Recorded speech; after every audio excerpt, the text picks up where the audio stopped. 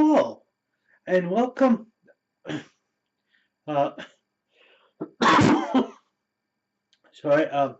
H- Hello and welcome. Welcome.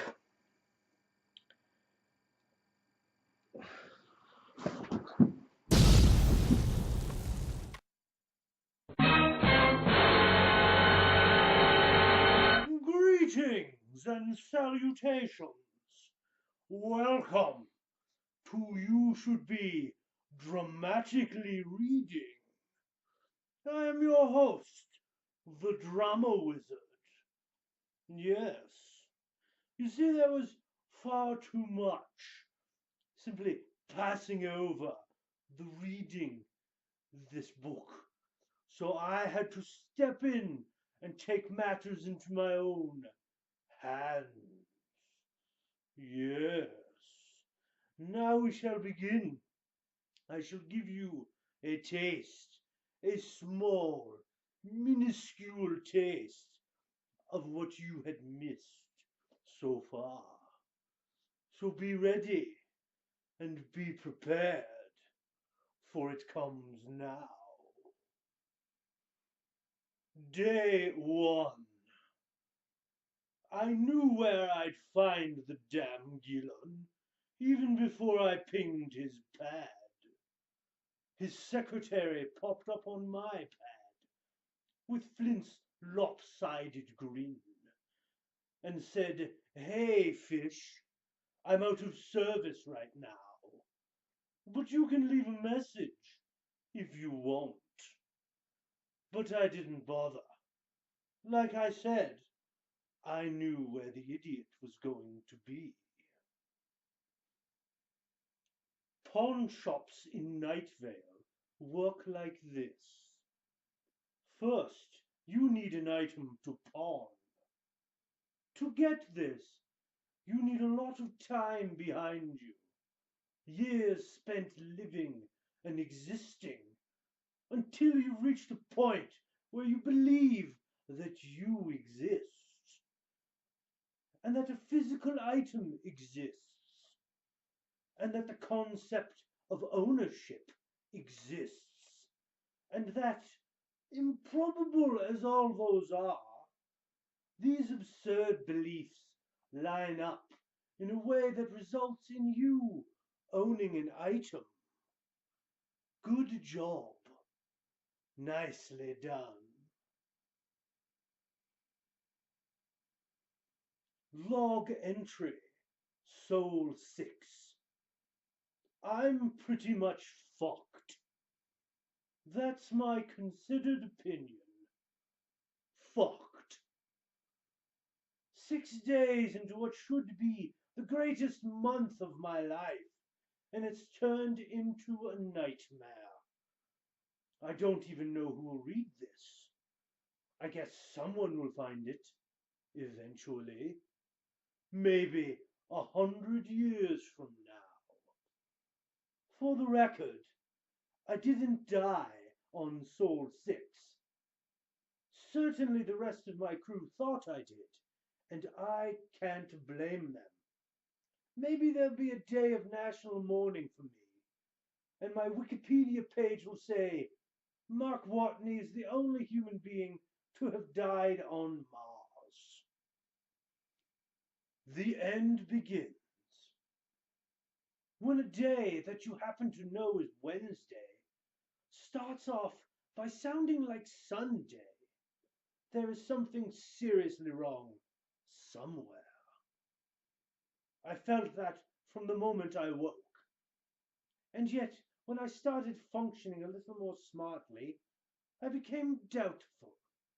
After all, the odds were that it was I who was wrong, and not everyone else, though I did not see how that could be. I went on waiting, tinged with doubt, but presently I had my first bit of objective evidence. A distant clock struck what sounded to me just like 8. I listened hard and suspiciously. Soon another clock began, on a hard, decisive note. In a leisurely fashion, it gave an indisputable 8. Then I knew things were awry. The derelict school bus blew into town with the last midnight gale of October. Weary brakes whined in complaint as the vehicle pulled off a stretch of Colorado Mountain 2-lane and into an open field, beneath a patina of highway grime that spoke of countless days and countless miles. The bus's slapdash jacket of white paint, a shade called Pearly Gates, just $5.99 a gallon at the Ace Hardware in downtown Leavenworth, Kansas, glowed like bones in the phantasmal light of the setting horned moon. The bus's folding doors squeaked open, and two painted over stop signs flopped out from the vehicle's sides like stunted angels' wings. One sign admonished, "Repent your sins now," while the other advertised, "Two for the price of one." A man sits alone in a cave. His hair is long, his beard reaches his knees. He holds his chin in the cup of his hands. He closes his eyes. He is listening to something. Voices. Endless voices. They rise from a pool in the corner of the cave. They are the voices of people on earth. They want one thing only: time. Chapter 1. To buy a stone. Death! The proprietor said clearly, showing the stone. It was a bright red ruby, multifaceted, set in a plain gold ring. It was a full carat, large for this quality. Zane shook his head, experiencing a chill. "I don't want that one." The man smiled, an obviously perfunctory and practiced expression, reserved for wavering marks. He was well dressed, but somewhat sallow in the manner of those who remained in the shade too long. "You misunderstand, sir. This fine gem does not bring you death. It does the opposite." The searcher of hearts and reins. Of the wagon train there was nothing left. This is what I first recall.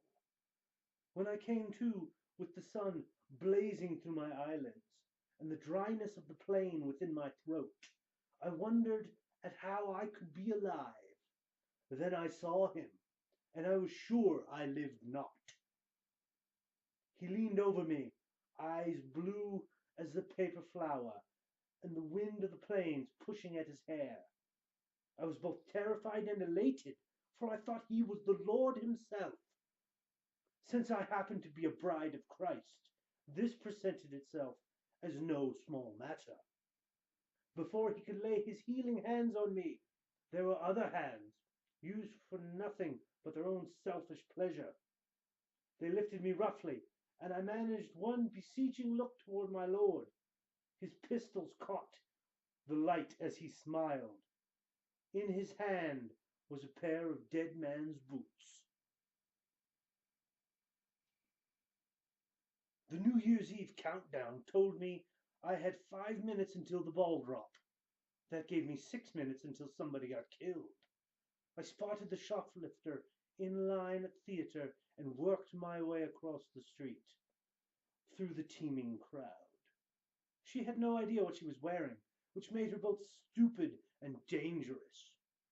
Stupid was dangerous enough by itself.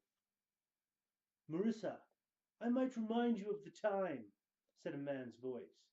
It came right out of the store window beside me. The dry voice, with its not quite English accent. He watched me with critical eyes. "I got it, Grim." I walked along the theater line, head down. His image followed me, reflecting from the windows, and even the brass banister knobs that held the velvet rope. I'll believe that when you actually do. Liz, red pill, blue pill. It's a slow Tuesday afternoon, and you're coming to the end of your shift on the West End control deck when Sergeant McDougal IMs you. Inspector wanted on FATAC scene. Jesus fucking Christ. You self-vocalize. Careful not to let it out loud. The transcription software responds erratically to scatology. Never mind eschatology. And wave two fingers at Max Icon. You can't think of a reasonable excuse to dump it on D.I. Chu's shoulders when he comes on shift. So that's you on the spot. You with your shift end paperwork looming, an evening's appointment with the hair salon, and your dodgy gastric reflux. You push back your chair, stretch, and wait while Max Icon pulses, then expands. Jace, talk to me. I laced my fingers, cracked my knuckles, and stared at the few words on my laptop screen. Behind me, the hum of early morning conversation in Hot Stuff Coffee Shop went on as usual. Back when I was a kid visiting my Aunt Rowena, the shop was called Das Coffee House, in keeping with the German heritage here in Lavender, heart of the Texas Hill country. Then a transplant from San Antonio bought the place and changed the name to Hot Stuff. He traded the old pa background music for 70s disco tunes. I'd choose listening to Donna Summer over a polka band any polka band in history. But I had to wonder why he didn't go with a country music theme. After all, this was Texas. Boot scooting with coffee, perhaps? A dozen musicians sit on stools under the oblong white silk awning, held in place by four sturdy poles, each pole anchored to heavy cords to a pair of stakes. The silk flutters slightly in the almost still air that carries the scent of dust and horses. The brown and red mountains that loom in the east above the pass entrance waver in the summer heat, and sweat drips down the faces of the musicians.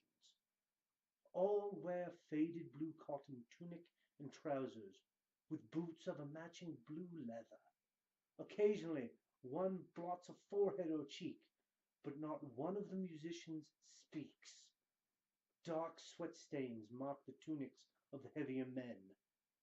The three horn players exchange glances, not quite those of worry, then look to the two men standing in the midday sun beyond the silk awning. Interesting, is it not?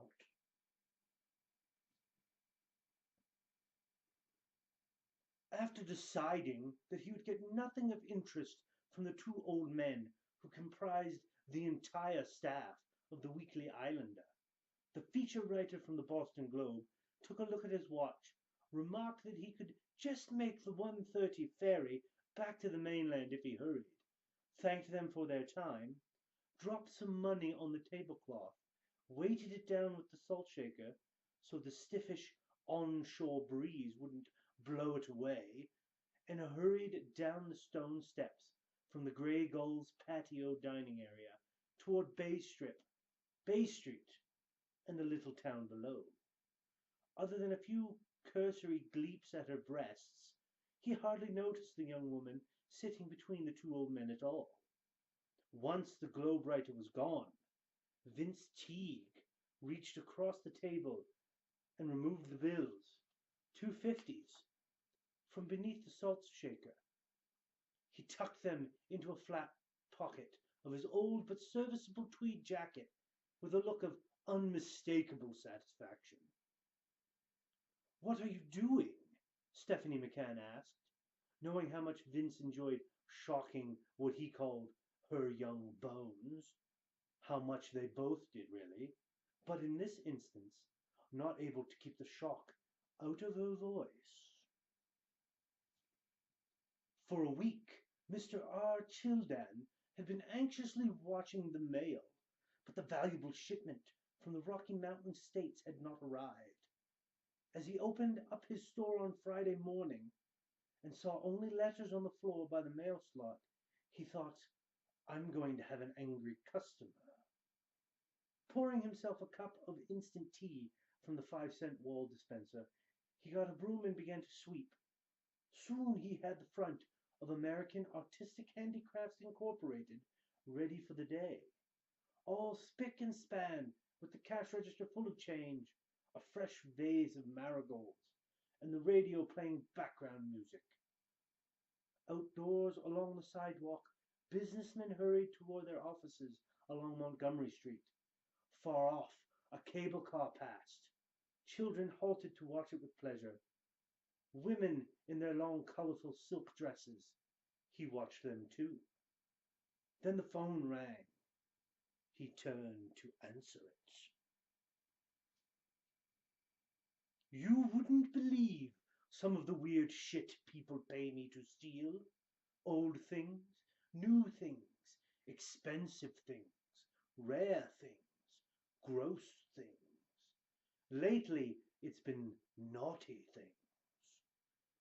We've all heard stories about people who regret their tattoos, but I'd rather spend eternity with Tweety Bird inked on my ass than knowing there's a Hide the Cucumber short film out there with my name on it, and my bank account tells me that I'm not alone. I've done 3 Pilfer the Porno cases in the last 8 months, and I've got another one on deck. Day 1.1. I woke up one morning to find that the entire city had been covered in a 3-foot layer of man-eating jam. I didn't notice straight away. Our apartment was on the 3rd floor, so the day began as a fairly ordinary one. I got up around 11 a.m. to go job hunting.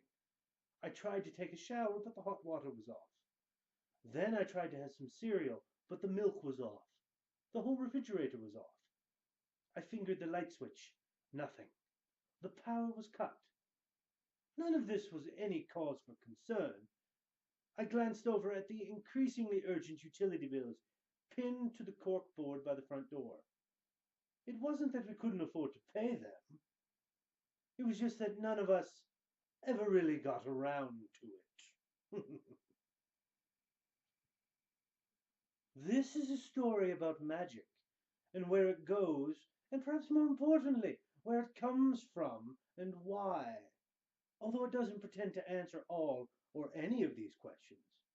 It may, however, help to explain why Gandalf never got married and why Merlin was a man, because this is also a story about sex, although probably not in the athletic, tumbling, count the legs and divide by 2 sense, unless the characters get totally beyond the author's control. They might.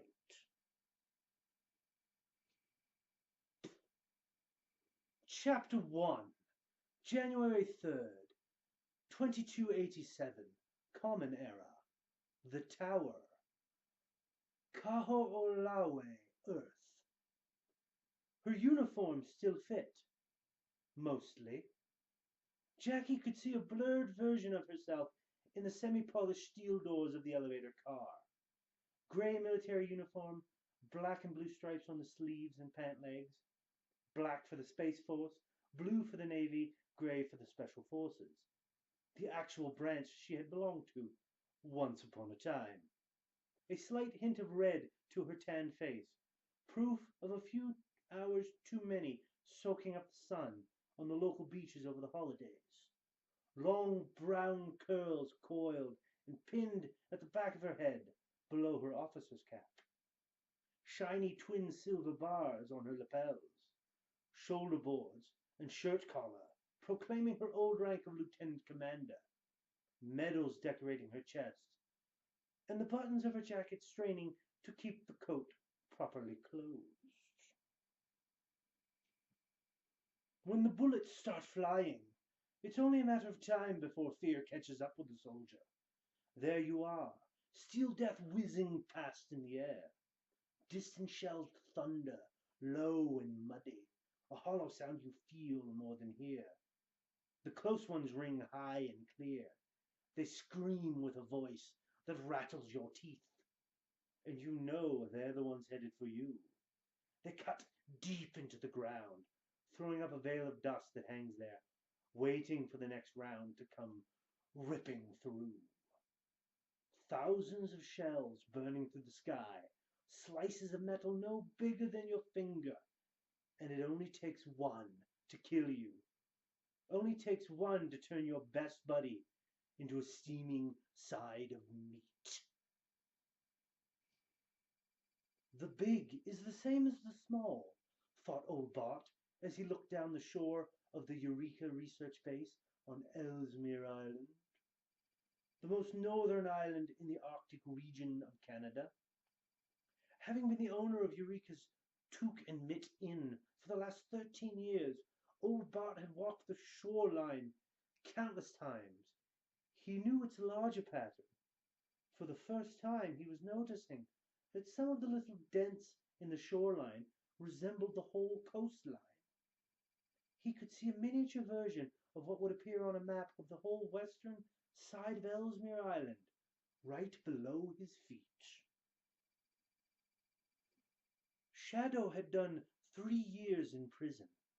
He was big enough and looked don't fuck with me enough that his biggest problem was killing time. So he kept himself in shape and taught himself coin tricks and thought a lot about how much he loved his wife. The best thing, in Shadow's opinion, perhaps the only good thing about being in prison, was a feeling of relief. The feeling that he'd plunged as low as he could plunge and he'd hit bottom. He didn't worry that the man was going to get him because the man had got him. He was no longer scared of what tomorrow might bring because yesterday had brought it. It did not matter, Shadow decided, if you had done what you had been convicted of or not. In his experience, everyone he met in prison was aggrieved about something. There was always something the authorities had got wrong, something they said you did when you didn't, or you didn't do quite like they said you did. What was important was that they had gotten you. From his vantage point, here up high, the lights were scattered out below Fool in an uneven swathe. They lay entangled clusters, forming a map of the city and its outlying geographies. Most were gathered around the Hoska, pale firefly glimmers emerging from its bars and clubs and brothels. The smaller rashes were farther out. The estates where the heavier industries worked through the night.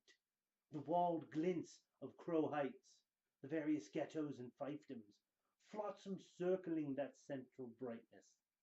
The tiniest and palest shimmer of lights, farthest out from the center of the city, was Eve's Harbor, where most of the working humans lived.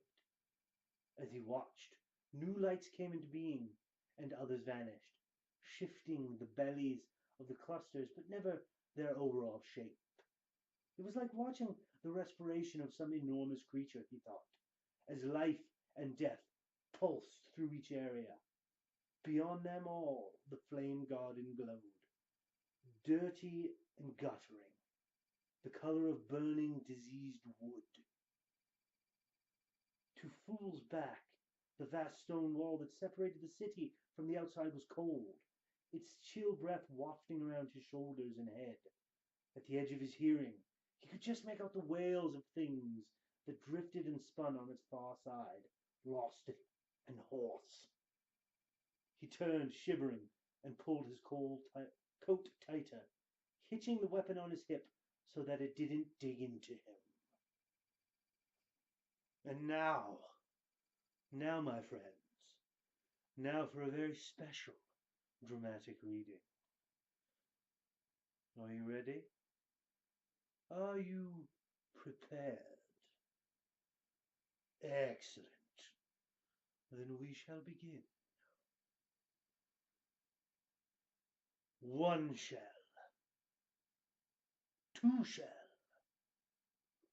red shell, blue shell. Death on swift wings comes for you shall. Pain such as you never knew shall. One banana, two banana, three banana, four. Bowser's trousers, this means war. Last one there's a sentient spore. Retribution, retribution. Take what's mine through retribution. Violence is the best solution. There's fratricide and hatricide. And what the heck was thatricide? There are secrets better kept inside, like cannibalistic fungicide. One shell, two shell, red shell, blue shell. Death on swift wings comes for you shall. The blood will run when you press start. For all is fair in love and card.